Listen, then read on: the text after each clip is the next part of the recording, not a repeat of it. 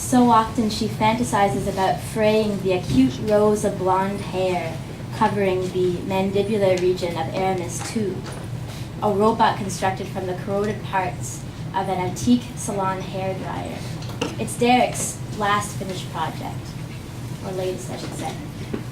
Spring wonders if the women who once sat underneath the dryer, their hair jangling with clamps and coils, would be able to imagine the construction of such a machine. Derek believes that the distressed metals add unique expression to the bodies of his robots. The metal's rusted surface in the case of Aramis II made it easier for Derek to implant the fine stubble with tweezers, hair by hair. This robot is programmed to generate palindromes, which were displayed on a small screen affixed to its tarnished front. In accordance with the principles of Jarret, the palindromes produced on command by Aramis II's database are slightly skewed. The first of the series to ever scroll across the robot's small window was Tulsa nightlife, filth, gin, assault. Spring didn't understand the humor in this. Other botched palindromes include swap God for janitor, rat, in a jar of dog paws. She's confused by the pleasure Derek gets from his robot's malfunctions. Aren't robots helpers after all? A week after Derek's letter arrives in the mail, she is sitting at home in the living room with her laptop. Derek is not home. He hasn't left a note about his whereabouts. Aramis II sleeps in the kitchen, slumped at the foot of the Formica table. He hums a low B flat, which vibrates through the floor to where she's sitting. She's not alone in the room. Derek's Allison is posed in a chair. A mummified long ash pall mall is attached to her hand, the end of which looks as if it could fall to the carpet at any time. The two of them sit in the darkened room while the ceiling fan turns in slow circles. Allison is whirring in standby mode, but is known to shunt into activity at the slightest touch, having jolted Spring from whatever she was doing in the past with moronic phrases like, "I didn't know whales were mammals." It is its body constructed mainly from an outdated turquoise KitchenAid mixer and a set of scored saucepans welded together. Violently colored acrylic nails in various lengths tip each of its android digits. For some reason, one of Spring's floral skirts was draped over the robot's legs as if waiting for her to notice. Spring had long since fantasized about slowly peeling away each of Allison's talons, undoing her work. So that's end of part one. Clap. No, don't do it. Resist whatever urge you have, but thank you. So this is the second part what I'm reading.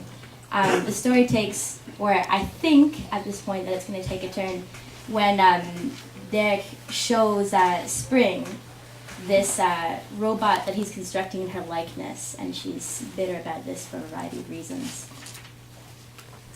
She hears whatever contraption Derek is carrying slide to the floor in the next room before he appears in the doorway. It sounds as if it is held together with many hinges, as if the pieces form a tail or a reef of chain metal. He doesn't bring robots home for her to see very often, especially not if he has started building them outside of their apartment. Yet she recalls him telling her earlier that day at Arthur's that he had something to show her after she finished her shift. "Hi," he says, dropping down beside her on the couch. He lifts the laptop off her legs, setting it down on the coffee table, and slips his arm around her. Did you eat dinner?" Last thing on my mind. He's so excited. The whites of his eyes flint like light hitting Allison, who is quietly purring now from her place in the living room. "You want to see it?" he said, pressing his chin into her shoulder. "Okay." Seeing whatever he's brought home is inevitable. "You're not going to believe it," he says. She closes her eyes as he flicks the light switch. "All right," he says, his arm encircling her waist. What are you doing? Open your eyes!" He laughs. A telephone rings next door, and she thinks she hears the neighbor's cocker spaniel clicking along the tiles of an identical foyer. She opens her eyes, and Derek's arm falls away from her as he crouches down beside his work.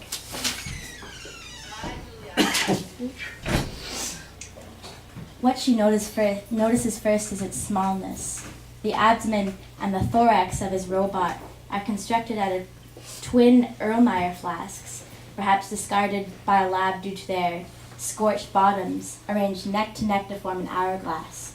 The glass is filled with a mess of tightly coiled electrical wire, which winds out of the flasks, where they meet to form a pair of wings. The wings are longer than the length of its abdomen, and they glint here and there with glass beads and hairy masses of copper wire. The copper wire looks remarkably like her own hair, since she started perming it. She notices the face, a pale disc with implanted LED eyes, obscured by the salvaged metal cage of an antique desk fan. The cage, she notices, is painted white and chipped and rusted. Thank you.